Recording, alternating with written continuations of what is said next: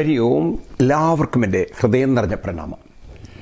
മനുഷ്യ മനസ്സെപ്പോഴും പുതിയ കാര്യങ്ങൾ അറിയാനും കാണാനും അത്യന്തം ഉത്സാഹമുള്ള ഒന്നാണ്.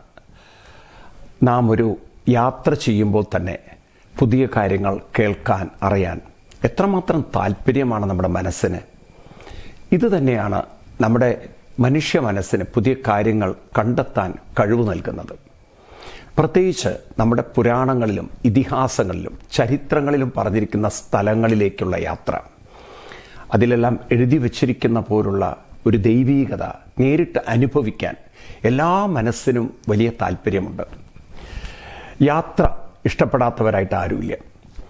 ഒന്നിച്ചുള്ള യാത്ര, അതും ഒരേ മനസ്സോടുകൂടിയിട്ടുള്ള യാത്ര, നാം ഭൗതികമായി എല്ലാം മറന്ന് ഒരാത്മീയ അനുഭൂതിയിൽ ലയിച്ച് ദൈവീകമായ അനുഭവങ്ങൾ നേടിയെടുക്കുന്ന യാത്ര. ഞാൻ നിങ്ങളെല്ലാവരെയും ഭക്തി ആദരവോടെ ക്ഷണിക്കുകയാണ് 2026 നവംബർ 11 മുതൽ നവംബർ 18 വരെ നീണ്ടു നിൽക്കുന്ന ഒരു തീർത്ഥയാത്രയിലേക്ക്.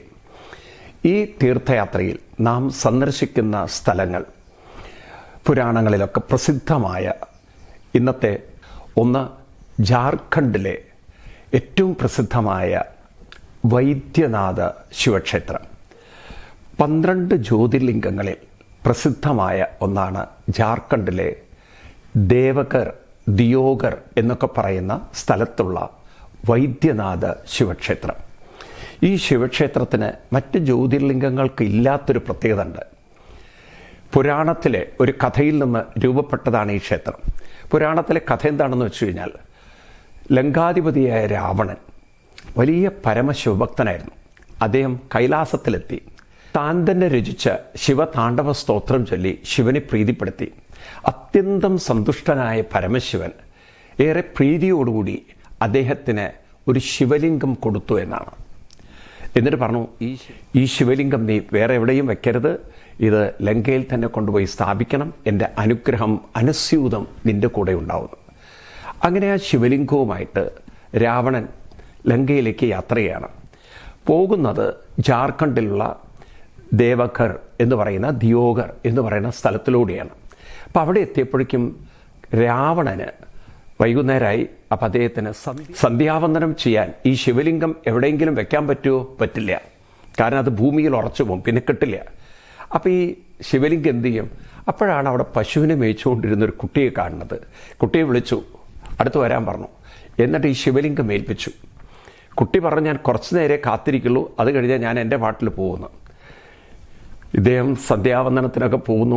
അപ്പം അതിൻ്റെ ഇടയ്ക്ക് ഇദ്ദേഹത്തിൻ്റെ പ്രാഥമിക കൃത്യങ്ങളൊക്കെ ചെയ്യാനായിട്ട് പോയി.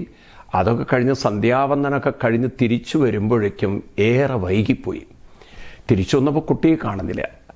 ആ ശിവലിംഗം അവിടെ വെച്ച് കുട്ടി പോയിട്ടുണ്ട്. രാവണന് ഏറെ ദുഃഖവും സങ്കടമൊക്കെ. രാവണൻ ആ ശിവലിംഗത്തിൽ കെട്ടിപ്പിടിച്ച് പൊട്ടിക്കരഞ്ഞ് നീണ്ടു നിവർന്ന് നമസ്കരിച്ചു. ഭഗവാൻ പറഞ്ഞു, ഞാൻ ഇനി ഇവിടെയാണ് എൻ്റെ സാന്നിധ്യം ഉണ്ടാവുക. അങ്ങനെ രാവണൻ തിരിച്ചുപോയി. ആ സ്ഥലമാണ് പിൽക്കാലത്ത് ഏറ്റവും പ്രസിദ്ധമായ വൈദ്യനാഥ ശിവക്ഷേത്രമായി മാറിയത്. ഈ ശിവക്ഷേത്രത്തിൻ്റെ പ്രത്യേകത, സാക്ഷാൽ പരമശിവനാൽ നൽകപ്പെട്ട ശിവലിംഗം, അത് സ്ഥാപിക്കുന്നതാവട്ടെ പരമശിവപുത്രനായ ഗണപതി ഭഗവാനായിരുന്നു ആ പശുവിനെ മേച്ച ഒരു കുട്ടിയായി വന്നത് എന്നാണ്. അപ്പം ആ സ്ഥലത്ത് ശിവചൈതന്യം നിറഞ്ഞു നിൽക്കുന്ന സ്ഥലമായിരുന്നു അത്രേ. അതുകൊണ്ടായിരുന്നു അത്രേ അവിടെ ആ ശിവലിംഗം പ്രതിഷ്ഠിക്കാനുള്ള കാരണം. ഏതായാലും ആ ക്ഷേത്രത്തിൻ്റെ പേര് തന്നെ വൈദ്യനാഥ ശിവക്ഷേത്രം എന്നാണ്. പല ആളുകളുടെയും പല രോഗങ്ങളും അത്ഭുതകരമായി മാറുന്നത് കൊണ്ടാണ് ആ ക്ഷേത്രത്തിന് വൈദ്യനാഥ ക്ഷേത്രം എന്നൊരു പേര് കൂടി വന്നത്. ഈ ക്ഷേത്രത്തിലേക്ക് നമുക്ക് യാത്ര ചെയ്യാം. നമ്മുടെ ജീവിതത്തിൽ ആ ഒരു ശിവശക്തി ചൈതന്യം കാണാൻ സാധിക്കുന്ന ഒരു മഹാഭാഗ്യമാണ്. അങ്ങനെ നവംബർ 11 നമ്മൾ യാത്ര തുടങ്ങി. വൈദ്യനാഥ ശിവക്ഷേത്രത്തിൽ ദർശനം നടത്തി. പിന്നീട് അവിടെ നിന്ന് നമ്മൾ യാത്ര ചെയ്യുന്നത് വളരെ പ്രസിദ്ധമായ ചില ശക്തിപീഠങ്ങളിലേക്കാണ്. ശക്തിപീഠങ്ങൾ നിങ്ങൾ മനസ്സിലാക്കി കാണാം. സതീദേവി മരിച്ചപ്പോൾ ആ സതീദേവിയുടെ ശരീര അവയവങ്ങളുടെ ഭാഗങ്ങൾ വീണ ഭാഗമാണ് ശക്തിപീഠങ്ങളെന്നാണ് ഒരു വിശ്വാസം. ഏതായാലും ജാർഖണ്ഡിലും ബീഹാറിലും കൽക്കത്തയിലേക്ക് പോകുന്ന വഴിക്കും ആ റൂട്ടിലൂടെയാണ് നമുക്ക് യാത്ര ചെയ്യേണ്ടത്. അവിടെ നിരവധി ശക്തിപീഠങ്ങളുണ്ട്. അതിലേറ്റവും പ്രസിദ്ധമാണ് ഏറ്റവും ശക്തിമത്തായ താരാപീഠം. അപ്പോൾ അവിടെ നമ്മൾ പോകുന്നു. അത് കഴിഞ്ഞിട്ട് പിന്നീട് ചിന്നമസ്ത മറ്റൊരു ദേവീ ക്ഷേത്രമാണ്. വളരെ ശക്തിമത്തായ ദേവീ ക്ഷേത്രങ്ങളാണത്. അതുപോലെ മറ്റൊന്നാണ് നളദേശ്വരി ദേവീക്ഷേത്രം. ഇങ്ങനെ നിരവധി ക്ഷേത്രങ്ങളൊക്കെ ദർശിച്ച് നാം കൽക്കത്തയിലെത്തും. കൽക്കത്തയിലെത്തി അവിടെ നിങ്ങൾക്കറിയാം കാളിഘട്ട് മറ്റൊരു ശക്തി ദേവിയുടെ ക്ഷേത്രമാണ്. അത് കഴിഞ്ഞ് രാമകൃഷ്ണ പരമഹംസരുടെ തപസ്സുകൊണ്ട് പവിത്രമായ ഭഗവാന്റെ ദക്ഷിണേശ്വരം കാളീക്ഷേത്രം, അത് കഴിഞ്ഞ് രാമകൃഷ്ണ പരമഹംസൻ്റെയും ഏറ്റവും ഭാരതത്തിന് ആധ്യാത്മിക ചൈതന്യം നിറഞ്ഞ് പ്രകാശിപ്പിച്ച വിവേകാനന്ദ സ്വാമികളുടെയും സമാധിസ്ഥലമായ ബേലൂർ മഠ്, ശാരദാദേവിയുടെ സമാധിസ്ഥലം, അവിടെയൊക്കെ ദർശനം നടത്തി നാം മായാപൂരുള്ള ശ്രീകൃഷ്ണ ക്ഷേത്രം കാണാൻ പോകും. നിങ്ങൾ ചൈതന്യ മഹാപ്രഭുവിനെ കുറിച്ചൊക്കെ കേട്ട് കാണും. ഭാരതത്തിൽ ഭക്തിപ്രസ്ഥാനം വളർത്തിയ ഭഗവാന്റെ തന്നെ മറ്റൊരു അവതാര സ്വരൂപനായിരുന്നു ചൈതന്യ മഹാപ്രഭു. ചൈതന്യ മഹാപ്രഭുവിൻ്റെ ജന്മം കൊണ്ട് പവിത്രമായ മായാപൂരിൽ നാം പോവും. അവിടെ മായാപൂരിലെ ഏറ്റവും പ്രസിദ്ധമായ ശ്രീകൃഷ്ണസ്വാമി ക്ഷേത്രം കണ്ട് പിന്നീട് ഗംഗാസാഗര സംഗമ പുണ്യസ്ഥലം നാം കാണും. അതായത് ഗംഗാദേവി സാഗരത്തിലേക്ക് ചേരുന്ന ആ സ്ഥലത്തെ ഭാരതീയരെ ഏറ്റവും പവിത്രമായ സ്ഥലമായിട്ടാണ് കാണുന്നത്. നമുക്ക് ആദിശങ്കരാചാര്യ സ്വാമികളുടെ ഭജഗോവിന്ദത്തിലും കാണാം കുരുതേ ഗംഗാ സാഗര ഗമനം. അതായത് ഗംഗ സാഗരത്തിലേക്ക് ചേരുന്ന ആ സ്ഥലം ഏറ്റവും പുണ്യപവിത്രമാണെന്നാണ്. അതായത് നാം അവിടെ സ്നാനം ചെയ്തു കഴിഞ്ഞാൽ നമ്മുടെ 7 തലമുറകൾക്കുള്ള പുണ്യം കിട്ടും എന്നൊക്കെയാണ് ആളുകളുടെ വിശ്വാസം. അതുകൊണ്ട് മരിച്ചവർക്ക് വേണ്ടിയുള്ള തർപ്പണം ചെയ്യാൻ ആളുകൾ അവിടെ പോവും. കയ്യിൽ വെള്ളമെടുത്ത് പിതൃക്കളെ ഓർത്തുകൊണ്ട് അവിടെ പിതൃതർപ്പണം ചെയ്യുമ്പോൾ അത് പിതൃക്കൾക്ക് ഏറ്റവും അനുഗ്രഹമായി തീരുമെന്നൊക്കെയാണ് ജനങ്ങളുടെ വിശ്വാസം. അവിടെ പോകുമ്പോൾ നിങ്ങൾക്ക് കാണാം എന്താണ് അവിടുത്തെ തിരക്കെന്നുള്ളത്. ഏതായാലും ഈ സ്ഥലങ്ങളിലൂടെയാണ് നാം യാത്ര ചെയ്യുന്നത്. നവംബർ 11 നാം ദിയോഗറിൽ നിന്ന് യാത്ര ആരംഭിച്ച് നവംബർ 18 നാം തിരിച്ചു പോരുന്ന വിധത്തിലാണ് ഈ യാത്ര ഒരുക്കിയിട്ടുള്ളത്.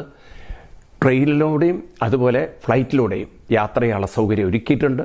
ഈ യാത്രയിൽ താല്പര്യമുള്ളവർ വിളിക്കേണ്ട നമ്പർ 8281886111. നമ്പർ ഒരിക്കൽ കൂടി പറയാം, 8281886111.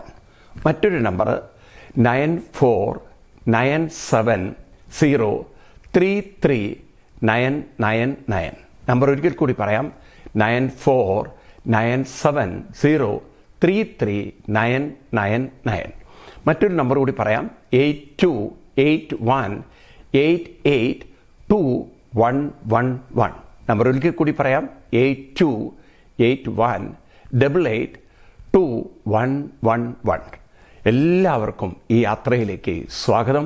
നമുക്ക് കിട്ടിയ ഏറ്റവും വലിയ മഹാഭാഗ്യമാണ് നമ്മുടെ പുരാണങ്ങളിൽ പറയുന്ന പുണ്യപവിത്ര ക്ഷേത്ര സ്ഥലങ്ങൾ ഒരേ മനസ്സോടെ ഭക്തിഭാവത്തോടെ ഒരേ ഹൃദയത്തോടെ എല്ലാം മറന്ന് ദൈവീക ചൈതന്യത്തിൽ മുഴുകി യാത്ര ചെയ്യാൻ സാധിക്കുക എന്നത് എല്ലാവർക്കും സ്വാഗതം. ഹരി ഓം, പ്രണാമം.